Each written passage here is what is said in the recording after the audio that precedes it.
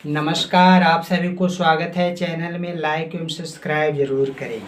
आज मैं बताने जा रहा हूँ कि कोरोना क्या है, कोरोना से हम बचने के लिए क्या क्या करें जिससे कोरोना से न हो, और कोरोना अगर हो जाए तो हम क्या क्या करें।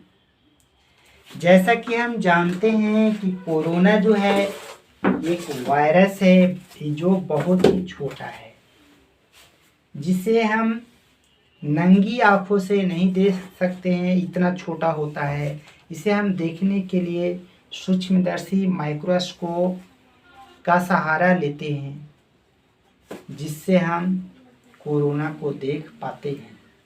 कोरोना जब हम देखते हैं माइक्रोस्कोप या सूक्ष्मदर्शी की सहायता से, तो इस प्रकार से दिखता है, जो लाल लाल धब्बा और उजला रहता है, जो गोलाकार होता है, बहुत ही छोटा होता है। यह जो होता है आरएनए होता है, जो सिंगल लाइन का होता है, जो जांच में पकड़ में नहीं आता है। इसे हमें टेस्ट के लिए हमें डीएनए बनाना होता है, जो इसे तोड़ करके डबल लाइन डीएनए बनाते हैं तो पकड़ में आता है। जब हम हमारा ये कोरोना जो होता है जानवर से नहीं फैलता है और हवा से नहीं फैलता है। यह जो है वायरस अपनी नहीं चलता है, ये मानव के शरीर से जब संपर्क में आते हैं तो एक शरीर से दूसरे शरीर में पर चला जाता है। अब जो कोरोना जो है ये बहुत ही छोटा है, और जब शरीर से बाहर होता है तो हमारा कुछ नहीं बिगाड़ पाता है। लेकिन जैसा ही शरीर से में प्रवेश करता है तो हमारा जो सबसे ज़्यादा नुकसान पहुंचाता है, तो लंग्स जो फेफड़ा होता है वो उस पर को पहुंचाता है। वो क्या करता है, और लंग्स जो होता है, जो ऑक्सीजन अवशोषित करने का क्षमता होता है, उसे पूरी तरह से बर्बाद कर देता है। अब हम यहाँ समझेंगे कि कोरोना कैसे प्रवेश करता है और कोरोना से बचने के लिए क्या क्या हम कर सकते हैं। जैसा कि हम ये कोरोना जो होता है आँख, कान और मुंह, नाक से शरीर में प्रवेश करता है। सबसे ज़्यादा अगर करता है तो नाक के द्वारा करता है, क्योंकि नाक हमेशा खुला रहता है और ये हमेशा सांस लेते रहते हैं। एक कोरोना जो होता है, जब इन्फेक्टेड व्यक्ति हमारे सामने होता है और वो जब सांस छोड़ता है, उसमें कोरोना वायरस रहता है और हम इधर से खींच लेते हैं, तो ये कोरोना वायरस सीधे हमारा फेफड़ा में चला जाता है। अब फेफड़ा में जाते ही प्रोडक्शन इतना कोरोना करता है कि हमारा प्रति जैविक क्षमता होता है, यानी इम्यूनिटी पावर होता है, और कोरोना के बीच जंग होता है। जब कोरोना जीत जाता है तब हमारा जंग में होता है तो पूरा फीवर आना शुरू हो जाता है, और जब फीवर आता है तो हमारे शरीर को पूरी तरह से तोड़ देता है और सांस लेने की क्षमता को पूरी तरह से बर्बाद कर देता है। इसे हमें रोकने के लिए क्या क्या करेंगे, या फिर हम खाना खाते हैं तो किसी कारण से हम इन्फेक्टेड में आते हैं, लेकिन हमारा सांस के द्वारा नहीं प्रवेश करता है, वो हम उसके संपर्क में आते हैं तो हमारे शरीर पर वायरस चढ़ जाता है, हाथ पर रहता है। जब हम सावधान होते हैं, साबुन से नहीं धोते हैं हाथ, तो क्या होता है कि खाना खाते हैं तो ये अगर खाना खाते हैं तो ये आमाशय में जाता है, और सांस लेते हैं तो फेफड़ा में जाता है। लेकिन गैस का नली एक ही होता है और इसी से जाता है। जब हम सांस लेते हैं तो आमाशय का छिद्र बंद होता है और लंग्स फेफड़ा का खुलता है, तो हवा जो होता है फेफड़ा में जाता है। जब हम खाना खाते हैं तो गैस का नली में जो फेफड़ा का छिद्र होता है बंद हो जाता है और अमाशय का खुलता है और खाना अमाशय में लगता है। लेकिन जब खाना खाते हैं, असावधान है और हमारे ऊपर वायरस है, तो किसी कारण से ग्रसका नली में फंस जाता है और जब हम सांस लेते हैं तो एक फेफड़ा में चला जाता है और फेफड़ा में जा करके पूरा प्रोडक्शन बढ़ा लेता है और इस प्रकार हमारा जो ऑक्सीजन का लेवल, जो ऑक्सीजन अवशोषित करने का क्षमता खत्म हो जाता है, जिससे हमारे शरीर में ऑक्सीजन की कमी होने लगता है। ऑक्सीजन की कमी होने लगता है तो हमारा जो ताकत मिलता है, जब शरीर में जाता है ऑक्सीजन अवशोषित होकर के जब हम भोज्य पदार्थ के पास जाता है, जो ऑक्सीजन और ग्लूकोज जब मिलता है तो बहुत मात्रा में हमें ऊर्जा प्राप्त होता है और कार्बन डाइऑक्साइड प्राप्त होता है, जो कार्बन डाइऑक्साइड को फिर हम पुनः नस का छिद्र से बाहर कर देते हैं। इस प्रकार कोरोना से इन्फेक्टेड हो जाते हैं। अब बचने के लिए क्या क्या कर सकते हैं? तो बचने के लिए सबसे पहला है सोशल डिस्टेंसिंग का पालन करना होगा। क्या पता है कि कौन किससे कोरोना से पॉजिटिव है। जब हम उससे दूरी बना लेंगे तो हमारा पर वायरस नहीं आएगा, और जब नहीं आएगा तो नाक से और ना खाना के द्वारा मुंह से जाएगा हमारे फेफड़े तक, वो पूरी तरह से रुक जाएगा। दूसरा है मास्क का प्रयोग करना। मास्क जब हमारे बाहर किसी कारण से निकले और कोई इन्फेक्टेड व्यक्ति आ जाता है, जब हम मास्क पहने हुए रहते हैं, नाक और मुंह ढके हुए रहते हैं, तो सांस लेते हैं तो ये कोरोना को रोक देता है और सांस छोड़ते हैं तो निकल जाता है। इस प्रकार हम मास्क का प्रयोग जरूर करना। पहला सोशल डिस्टेंसिंग, दूसरा मास्क का प्रयोग करना। तीसरा जो होता है साबुन से बार बार हाथ धोना।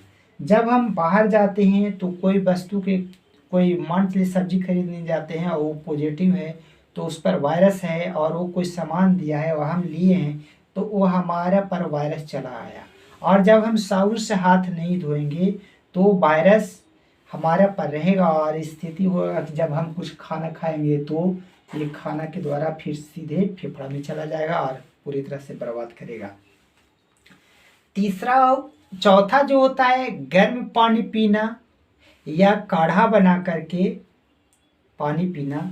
जैसे हम किसी कारण से नाक या को ग्रसका नली में फंसा हुआ है कोरोना, हम गर्म पानी पीते हैं या भाप लेते हैं या फिर काढ़ा पीते हैं तो ये पूरी तरह से मर जाता है और वो सब सीधे अमाशय में चला जाता है। इधर से पूरी तरह से कोरोना मर जाता है और हमें कोरोना से बचाव होता है। चौथा है सैनिटाइजर का प्रयोग करना। जैसा कि हम जानते हैं कि कहीं कहीं हम जाते हैं तो हमेशा पानी नहीं रहता है, तो एक डिबिया में सैनिटाइजर रख सकते हैं और उसे हम बार बार आप हाथ को सैनिटाइज कर सकते हैं। छठा जो है योग व्यायाम करना। जैसा कि हम जानते हैं कि कोरोना जो है लंग्स को पूरी तरह से बर्बाद कर देता है, जिससे ऑक्सीजन अवशोषित करने का क्षमता खत्म हो जाता है। इसे हम फेफड़ा को, लंग्स को मजबूत करने के लिए हम योग व्यायाम कर सकते हैं।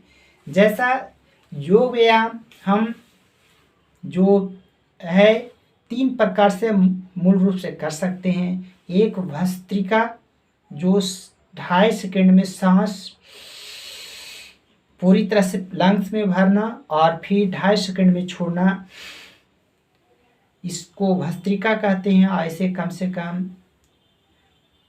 30 से 40 बार करना चाहिए। दूसरा जो प्राणायाम, सांस का जो योग प्राणायाम है वो है कपालभाति। कपालभाति में क्या होता है, हम पूरी तरह से सांस को स्थिर कर लेते हैं और फिर छोड़ते हैं झटका में, और अपने आप सांस चला जाता है, फिर झटका से छोड़ते हैं। 1 मिनट में लगभग 40 से 50 बार कपालभाति करना चाहिए। जैसे कपालभाति हम ऐसे करेंगे,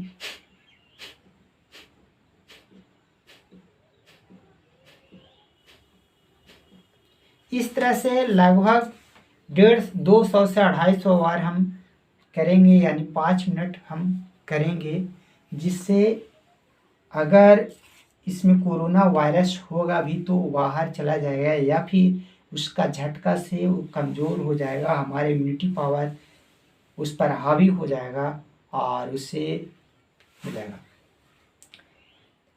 तीसरा जो प्राणायाम है, जो कहते हैं लोम विलोम करना। जैसे दाहिना को बंद करके छिद्र को, नस का छिद्र को, और दाहिना से लेना, फिर सांस को खींचना, और इससे बंद करके छोड़ना। ये लगभग 40 से 50 बार करना चाहिए, या फिर 5 मिनट वो भी करना चाहिए। जिससे क्या होगा कि हम सांस लेते हैं तो पूरी तरह से फेफड़ा में भरता है और पूरा ऑक्सीजन पर्याप्त मात्रा में मिलता है फेफड़ा को, और हमारे शरीर में जो होता है पर्याप्त मात्रा में ऑक्सीजन मिलेगा, तब पर्याप्त मात्रा में हमें ऊर्जा प्राप्त होगा, हमारा शरीर ऊर्जावान होगा, हमारा शरीर मजबूत होगा। योग व्यायाम और भी है, करते रहना चाहिए घर पर। 7वां है पौष्टिक आहार लेना। इस कोरोना काल में हम पौष्टिक आहार लें। कोई ज़रूरी नहीं है कि महंगा ही होता है, जैसे बहुत सा चीज़ होता है सस्ता होता है, लेकिन जानकारी के वजह से हम पौष्टिक आहार नहीं ले पाते हैं। कोई ज़रूरी नहीं है मीट मछली खाना ही है। जैसे हरा सब्जी बहुत ही सस्ता, या टमाटर है, या चुकंदर है, या फिर खीरा ककड़ी जो है वो हम ले सकते हैं, दाल का प्रयोग कर सकते हैं। कोई ज़रूरी नहीं हम मीट मछली खाएं जिससे हमको पौष्टिक आहार मिले, इससे हम पौष्टिक आहार ले सकते हैं। 8वां जो है, हमें कोरोना से बचने के लिए वैक्सीन ले लें, ताकि हमारा शरीर का इम्यूनिटी पावर बढ़ जाए, और जिससे मेरा कोरोना वायरस जो है हमारा शरीर में प्रवेश भी करे तो पूरी तरह से हार जाए, हमारे इम्यूनिटी पावर यानी रोग प्रतिरोधक क्षमता जो होता है उसको मार करके बाहर कर दे। अब सवाल उठता है कि कोरोना अगर हो जाए तो हम क्या करें। कोरोना अगर का एक भी लक्षण लगे या शंका हो तो कोरोना टेस्ट करवा लेना चाहिए। कोरोना में अगर निगेटिव आए हैं तो पर भी कोरोना का जो सावधानी है, सोशल डिस्टेंसिंग, मास्क का प्रयोग, साबुन से हाथ धोना, सैनिटाइजर का प्रयोग, गर्म पानी काढ़ा का सेवन करना, योग व्यायाम करना, पौष्टिक आहार भोजन का आहार लेना, और वैक्सीन, अगर ये सब हमें करना होगा अगर कोरोना हो जाए तो पर भी। और अपने आप को डॉक्टर से संपर्क में तुरंत जाना चाहिए। अगर पॉजिटिव हैं तो डॉक्टर की सलाह माने, और अपने अगर हॉस्पिटल में के लिए कहते हैं तो हॉस्पिटल में रहें। अगर घर पर आइसोलेशन के लिए, आइसोलेट करने के लिए कहते हैं तो घर पर आइसोलेट कर लें, और पूरी तरह से सावधानी बरतें, परिवार से दूर हो जाएं, और कोरोना के जो प्रोटोकॉल है उसको पालन करें, जिससे और परिवार के सदस्यों में कोरोना ना हो। पूरा परिवार को जांच भी करवा ले ताकि पता चल सके कि किसका किसका कोरोना और हमारे परिवार में है। इस प्रकार हम कोरोना के से बचाव कर सकते हैं। जय हिंद।